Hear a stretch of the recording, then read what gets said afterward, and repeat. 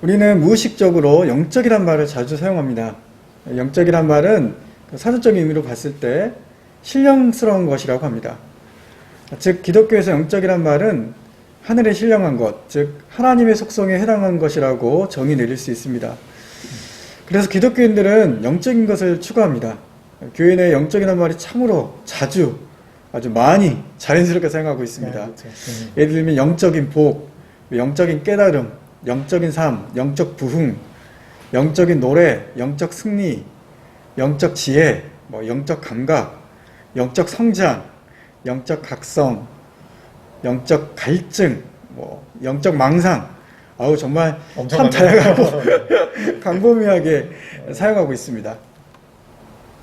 예, 이 영적인 말이라는 말의 반대말은 육적이라고 볼 수가 있겠는데, 네. 혹은 또 육신의 일이라고 또 볼 수가 있습니다. 예, 로마서 8장 5절에서 8절 이렇게 기록하고 있습니다. 육신을 따르는 자는 육신의 일을, 또 영을 따르는 자는 영의 일을 생각하나니 육신의 생각은 사망이요 영의 생각은 생명과 평안이니라. 네. 육신의 생각은 하나님과 원수가 되나니 이는 하나님의 법에 굴복하지 아니할 뿐 아니라 할 수도 없습니다. 육신에 있는 자들은 하나님을 기쁘시게 할 수 없느니라. 영적인 일이 하나님을 기쁘시게 하는 것이고 육적인 일이 하나님과 원수가 되는 일이니 당연히 교회와 기독교인들은 영적인 것을 따라야 합니다. 문제는 영적인 것을 예배나 봉사 등의 교회 활동 또는 기도나 큐티 등의 개인 경건 생활로만 국한해서 보는 시각입니다. 일상의 문제 또 우리가 살아가는 사회나 국가의 문제는 영적인 것에서 제외하는 것이 문제라고 볼 수가 있습니다.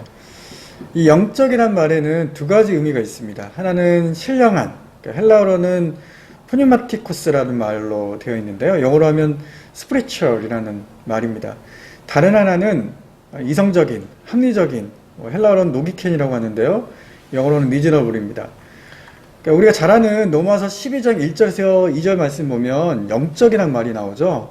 1절 말씀 읽어보면 그러면 형제들아 내가 하나님의 모든 자비하심으로 너희를 권하노니 너희 몸을 하나님 기뻐하시는 거룩한 산 제사로 드리라. 이는 너희의 드릴 영적 예배니라. 여기서 영적이란 말, 즉 노기케란 말은 합리적이고 마땅하라는 의미입니다. 그러니까 노기케는 노고스에서 파생된 말인데요. 고대 헬라인들은 우주의 절대 이성, 절대 합리성이 있고 그것이 신이라고 생각했습니다. 그것이 로고스이죠. 그래서 이 로고스는 우주적 지성을 가리키고요. 사도 요한은 요한복음에서 그 이성이 바로 그 로고스가 바로 예수님이라고 선언했습니다. 따라서 로마서 12장 1절에서 사도 바울이 요구하는 영적 예배는 무엇이 옳은지 또 무엇이 하나님 진정으로 기쁘게 해드릴 수 있는지 무엇이 참 그리스도인의 삶인지를 분별해서 가장 합리적인 것으로 드리는 신앙적 행위라고 우리는 해석할 수 있습니다. 그래서 영적 반대말은 육적이 아니라 어떻게 보면 불합리한, 불법적인, 비양심적인, 비상식적인 것입니다. 마땅히 해야 할 것을 하지 않는 것이 비영적이고 비합리적입니다. 논문을 쓸 때 표절하는 것이 비영적이고 교회를 질 때 건축법을 어기며 하는 것이 비영적입니다. 목사 안수를 받을 때 편법을 받는 것이 비영적이고 교회 헌법을 어기고 세습하는 것이 비영적입니다. 예, 더 나아가서 이 영적이라는 말은 교회 내뿐만 아니라 교회 밖 우리 일상에서도 사용되어야 합니다. 최근 사랑의 교회가 영적 건강 진단표를 만들었어요. 네. 이 진단표에는 예배 공동체, 또 경건, 섬김, 삶의 현장, 일상생활 등 6개의 주제에 대해서 각각 질문 5개가 있습니다. 예를 들면 주일 예배를 한 번도 빠짐없이 참석하셨습니까? 네. 또는 작년 한 해 다락방에 잘 참석하셨습니까? 날마다 시간을 정하여 기도하였습니까? 와 같은 내용입니다. 또 가정, 직장, 학교에서 나의 도움이 필요한 사람에게 실질적인 도움을 준 적이 있습니까? 교회에서의 당신의 모습과 삶의 현장에서 당신의 모습에 큰 차이는 없습니까? 직장이나 학교 동료들과 화목한 관계를 맺기 위해 꾸준히 노력하고 있는 편입니까? 등 그 이웃과의 관계를 점검하는 질문도 있습니다. 아마도 코로나 시국에 고립되어 있는 교인들에게 도움을 주기 위해서 이런 영적 건강 진단표를 만든 것 같습니다. 그리고 예배 생활이나 개인 경건의 영역뿐만 아니라 이 진단표에 이웃을 돕는 것, 또 직장이나 학교 등의 일상생활의 영역도 영적인 삶에 포함시킨 것을 보면 나름대로 네. 또 개인적인 삶의 전체 영역을 포괄하려고 참 노력을 한 것 같아요. 그런 면에서는 긍정적인 것 같습니다. 이 영적 건강진단표를 단순하게 이제 보면은 교회 생활 열심히 하고 또는 직장이나 학교 생활 성실하게 하는 사람을 영적으로 건강한 그리스도인이라고 본다고 이제 우리가 할 수가 있을 것 같아요. 이것들은 전통적으로 교회가 강조해왔던 것들입니다.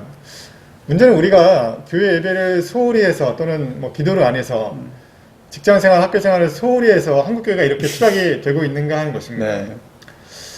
사랑의 교회 교인들이 다락방 모임을 소홀히 해서 또는 특별 새벽 기도회 특세에 안 나가서 사랑의 교회가 한국교회에서 이렇게 욕먹는가 하는 그런 문제죠. 네, 맞습니다. 수십 년 교회 생활 열심히 한 착한 기독교인이 내 가족의 문제가 아니라고 해서 어떤 소수자들을 차별하고 혐오하고 또 예배와 선교를 위해서 코로나 방역을 방해하기도 하고 교회 재산을 불리려고 땅 투기를 하는 것을 교회가 땅 투기를 하는 것을 자연스럽게 생각하고 또 교회 예배당 공간 넓히기 위해서 공공도로를 점유하기 때문에 한국교회가 추락하고 있는 것입니다. 네, 맞습니다. 그러니까 단적으로 얘기하자면 영적인 것을 교회와 또 개인의 삶에 국한시킨 것이 문제입니다. 그리스도인의 삶은 공적인 역할에 대해서 우리는 강조합니다.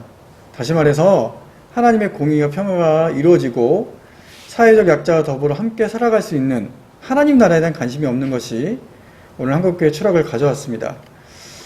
영적이란 말은 분명 신령한 것, 하나님의 것을 의미합니다. 영적이란 말은 세상의 것을 악으로 보고 그것에 무관심한 것이 아니라 세상 속에서 하나님 뜻을 분별하고 그것 가운데 하나님 뜻을 이루기 위해 관심을 두는 것입니다. 교회 열심히 다니는 착한 그리스도인을 넘어서 이 땅 가운데 어떻게 하나님 나라를 이루며 갈 것인가 관심을 가지고 교회와 학교, 직장, 사회에서 치열하게 살아가는 사람이야말로 영적으로 건강한 그리스도인일 것입니다. 오늘 방송은 여기까지입니다. 시청해주신 여러분 감사합니다. 감사합니다.